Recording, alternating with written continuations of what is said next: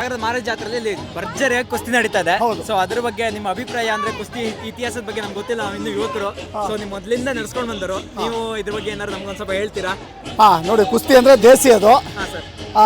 ಇಲ್ಲಿ ಜನ ನೋಡಿದ್ರೆ ಗೊತ್ತಾಗುತ್ತೆ ನಿಮಗೆ ಎಷ್ಟು ಜನ ಸೇರಿದ್ರೆ ಅದೊಂದು ಕ್ರೇಜ್ ಇದೆ. ಅದು ಕುಸ್ತಿಗೆ ಒಂದು ಕ್ರೇಜ್ ಇದೆ. ನೋಡಿ ಹೆಂಗ್ ಕೂಗ್ತಾ ಇದಾರೆ. ಕುಸ್ತಿ ಇದೆ. ಇವಾಗ ಗದೆ ಕುಸ್ತಿ ಬೇರೆ ನಡೀತಾ ಇದೆ. ಈ ಕುಸ್ತಿ ಇದು ಒಡೆಯರ್ ಕಾಲದಿಂದನೂ ಮಾಡ್ತಾ ಇದ್ದಿದ್ರು. ಅದನ್ನೇ ಪ್ರತೀತಿ ಇಟ್ಕೊಂಡು ಬಂದಿರೋದು. ಕೆಳದಿಯ ಅರಸರು ಕೂಡ ಮಾಡ್ತಾ ಇದ್ದಿದ್ದು ಅದೇ ಪ್ರತೀತಿ.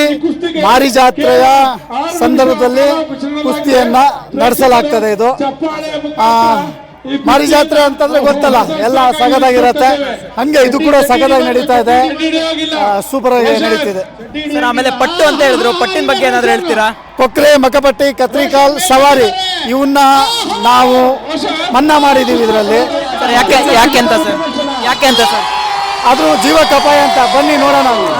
ಕುಸ್ತಿ ಇದೊಂದು ಪ್ರಾಚೀನ ಮತ್ತು ದೇಸಿಯ ಕ್ರೀಡೆ. ಈ ಆಟದ ಬಗ್ಗೆ ಎಲ್ಲರಿಗೂ ಗೊತ್ತಿದೆ. ಈ ಕುಸ್ತಿ ಎಲ್ಲಿಂದ ಬಂತು, ಯಾವಾಗ ಬಂತು, ಕರ್ನಾಟಕದಲ್ಲಿ ಹೇಗೆ ಜನಪ್ರಿಯ ಆಯಿತು ಎಂದು ಒಂದ್ಸಲಿ ನೋಡೋಣ.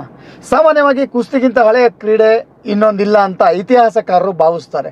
ಕ್ರಿಸ್ತಪೂರ್ವ 3000ನೇ ಇಸ್ವಿಯಲ್ಲಿ ಬ್ಯಾಬಿಲೋನಿಯಾ ಮತ್ತು ಈಜಿಪ್ಟ್ನಲ್ಲಿ ಕುಸ್ತಿ ಆಟ ಇತ್ತು ಅಂತ ಸುಮೇರಿಯನ್ನ ಮಹಾಕಾವ್ಯವಾದ ಗಿಲ್ಗಮಿಷ್ನಲ್ಲಿ ಉಲ್ಲೇಖ ಇದೆ. ಭಾರತದಲ್ಲಿ ಕುಸ್ತಿ ಕ್ರಿಸ್ತಪೂರ್ವ 1500ಕ್ಕಿಂತ ಹಳೆಯದಾಗಿದೆ. ಕುಸ್ತಿ ಪ್ರಾಚೀನ ಗ್ರೀಕರಿಗೆ ಜನಪ್ರಿಯ ಆಟ ಆಗಿತ್ತು. ನಮ್ಮಲ್ಲಿ ಶಾಲೆಗಳು ಇರುವ ಹಾಗೆ ಗ್ರೀಕ್ನಲ್ಲಿ ಪ್ಯಾಲೆಸ್ಪೆಸ್ ಅಂತ ಕರೆಯುತ್ತಿದ್ದಂಥ ಗರಡಿ ಮನೆಗಳನ್ನು ಅವ್ರು ಮಾಡ್ಕೊಂಡಿದ್ರು. ಗ್ರೀಕ್ನ ನಾಣ್ಯದ ಮೇಲೆ ಕುಸ್ತಿ ಚಿತ್ರಗಳನ್ನು ಚಿತ್ರಿಸ್ತಾ ಇದ್ರು. ಕ್ರಿಸ್ತಶಕ 776ರಲ್ಲಿ ಒಲಿಂಪಿಕ್ ಆರಂಭವಾದಕ್ಕಿಂತ ಮುಂಚೆ ಬೆತ್ತಲೆಯಾಗಿ ಕುಸ್ತಿಯನ್ನು ಆಡ್ತಾ ಇದ್ರು ಅಂತ ಉಲ್ಲೇಖ ಇದೆ. ಮಿಲೋನ್ ಎನ್ನುವ ಕುಸ್ತಿಪಟು ಒಲಿಂಪಿಕ್ ಆರಂಭದಲ್ಲಿ 6 ಬಾರಿ ಕುಸ್ತಿ ಮೆಡಲನ್ನು ಗೆದ್ದಿದ್ರು. ನಮ್ಮ ಏಷ್ಯಾ ಭಾಗದಲ್ಲಿ ಕುಸ್ತಿಯಾಟ 13ನೇ ಶತಮಾನದಲ್ಲಿ ಹೆಚ್ಚು ಪ್ರಚಾರ ಮತ್ತು ಅಸ್ತಿತ್ವಕ್ಕೆ ಬಂದದ್ದಾಗಿದೆ. ಮಂಗೋಲಿಯನ್ನರ ಪ್ರಾಬಲ್ಯ ಏಷ್ಯಾದಲ್ಲಿ ಹೆಚ್ಚಾಗುತ್ತಿದ್ದಂತೆ ಕುಸ್ತಿ ಕ್ರೀಡೆಯನ್ನು ಜನಪ್ರಿಯಗೊಳಿಸಿ ರಾಜಮನೆತನದ ಪ್ರೋತ್ಸಾಹವನ್ನು ಪಡೀತಾ ಇತ್ತಂತೆ. ಇದೇ ಸಮಯದಲ್ಲಿ ಇರಾನ್ ದೇಶ ಕುಸ್ತಿಯನ್ನು ರಾಷ್ಟ್ರೀಯ ಕ್ರೀಡೆಯನ್ನಾಗಿ ಮಾಡಿತು. ನಂತರದಲ್ಲಿ ಕುಸ್ತಿ ಹಲವು ರೀತಿಯಲ್ಲಿ ಬದಲಾಯಿತು.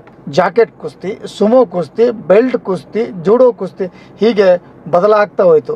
ಈಗಿನ ನಮ್ಮ ದೇಸಿ ಕುಸ್ತಿ ಅಂತ ಕರಿತಿದ್ದೀವಲ್ಲ ನಾವು, ಇದನ್ನು ಮಂಗೋಲಿಯನ್ನರು ನಮಗೆ 1526ರಲ್ಲಿ ಮೊಘಲ್ ವಿಜಯದ ಸಂದರ್ಭದಲ್ಲಿ ಕುಸ್ತಿ ನಮ್ಮ ಭಾರತದಲ್ಲಿ ಆರಂಭ ಆಯಿತು ಅಂತ ಹೇಳ್ತಾರೆ. ಮತ್ತು ಈ ಕುಸ್ತಿ ಕ್ರೀಡೆ ಇದು 1520 ಮತ್ತು 22ರಲ್ಲಿ ಬಂದಿದೆ ಅಂತಂದು ಡೊಮಿಂಗೋ ಫಯಾಜ್ ಎಂಬ ಪ್ರವಾಸಿ ಇದನ್ನು ಬರೀತಾನೆ.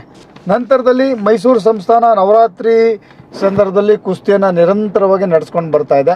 ಸ್ವತಃ ಕಂಠೀರವ ನರಸರಾಜ ಒಡೆಯರ್ ಕೂಡ ಕುಸ್ತಿಪಟು ಆಗಿದ್ರು ಎಂಬುದು ಹೆಮ್ಮೆ. ಈ ಪೈಲ್ವಾನ್ಗಳನ್ನು ಆಯುಧ ಅಂತಲೇ ಈ ರಾಜ ಮಹಾರಾಜರು ಪರಿಗಣಿಸ್ತಾ ಇದ್ರು. ಇದರಲ್ಲಿ ಮುಖ್ಯವಾಗಿ ಕೊಕ್ರೆ, ಸವಾರಿ, ಕತ್ರಿಕಾಲ್, ಸೈಡ್ ಟಾಲ್, ಏಟ್ಲಿಂಗ್ ಅಂತ ಪಟ್ಟುಗಳಿದ್ದಾವೆ. ಈ ಪಟ್ಟುಗಳು ಜೀವಕ್ಕೆ ಅಪಾಯ ಅಂತ ಇದರಲ್ಲಿ ಒಂದು 3 ಪಟ್ಟುಗಳನ್ನು ತೆಗೆದು ಹಾಕಲಾಗಿದೆ. ಇದನ್ನು ನೋಡಿ, ಕುಸ್ತಿನ ನಾವು ನಿರಂತರವಾಗಿ ನಡೆಸ್ಕೊಂಡು ಬರಬೇಕಾಗಿದ್ದು ಇದು ನಮ್ಮ ಒಂದು ಸಂಪ್ರದಾಯದ ಜೊತೆಗೆ ಹೆಮ್ಮೆ ಕೂಡ ಅಂತ ಅನ್ಸುತ್ತೆ. ಇದನ್ನ ಬಾರಿಸು ಕನ್ನಡ ಡಿಮ್ ಡಿಮವ, ಓ ಕರ್ನಾಟಕ ಹೃದಯ ಶಿವ. ಗದೆ ಕುಸ್ತಿ ಹೊಡೆದಲ್ಲ, ಹೇಗಿತ್ತು?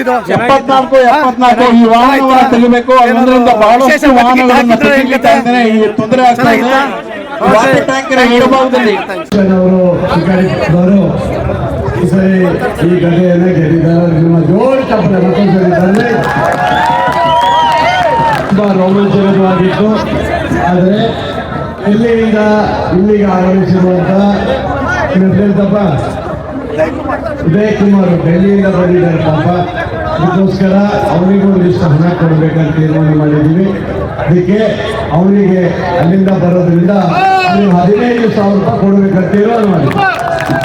ಯಾಕಂದರೆ ಪಾಪ ಅಲ್ಲಿಂದ ಎಷ್ಟು ದಿವಸ ಆಯಿತು ನಾವು ಟ್ರೈನಿಗೆ ಬಂದಿದ್ದಾರೆ. ಅವರಿಗೆ ಕಮಿಟಿಯವರು 15,000 ರೂಪಾಯಿನ ಅವ್ರಿಗೆ ಕೊಡಿ ಅಂತ ಕೇಳ್ತಾ ಇದ್ದೀವಿ. ಓಕೆ, ಒಳ್ಳೆಯದಾಗಲಿ. ಶುಭ ನೆಕ್ಸ್ಟು